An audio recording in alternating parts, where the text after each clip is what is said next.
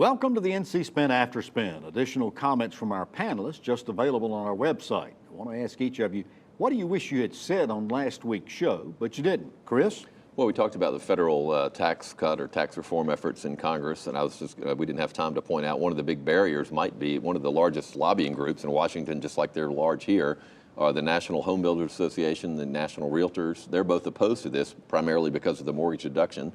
That's going to have, I think, a big impact and make it a little harder.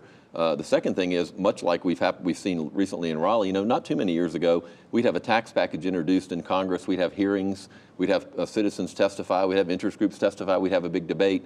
But we're doing this the way we did the health care alleged reform or trying to repeal and replace. We're going to roll out a tax plan and try to sneak it in before the session is over without any long hearings or debate. We have really come to a point in Congress, and John McCain has pointed out many times, where regular order is highly irregular, and I don't think that's in anybody's best interest.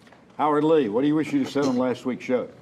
Well, I think we spent a great deal of time talking about tax. I wanted to follow up on what Chris said, because that's an area that is of great interest to me, especially on the mortgage deduction piece.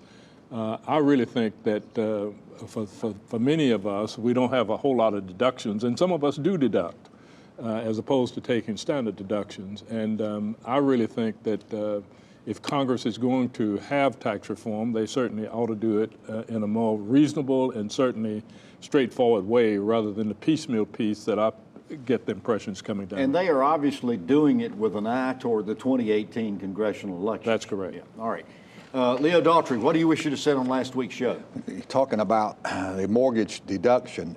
I would hope that someone would come up with an idea where you could deduct up to $200,000 or $250,000 for your mortgage payment, and then have a cap at that point, because I do believe the mortgage deduction is important to a lot of young people who are buying a house. It may not be important to someone who's got $1 million house, but it could be important to someone. Now, you talking about $200,000 value, or are you talking about the actual mortgage payment? Okay, all right. Value of the house. I was going to say, I'd love to think someone thought I could make a $200,000 mortgage payment.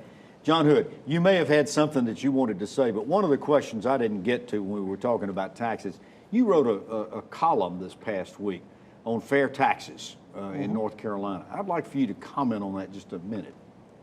Well, what I argued is that if you live in North Carolina, you also live in the United States, by definition. So if we're going to understand the fairness of the tax code, we need to think about it in terms of the overall federal, state, and local taxes paid divided by the relevant income measure.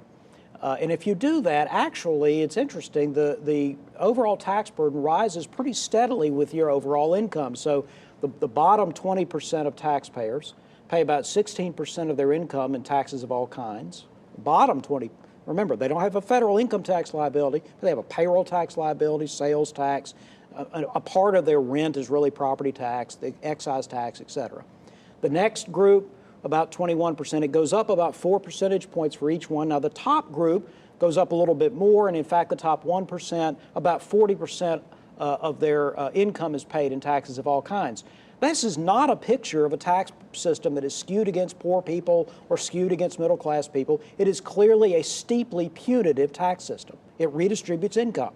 Interesting. Now, it's on purpose. I don't like it, but that's the system we have. We're going to have to get you and Chris back to debate that particular measure at some point in time. Well, thanks for watching the After Spin. We'll have more video all during the week on ncspin.com.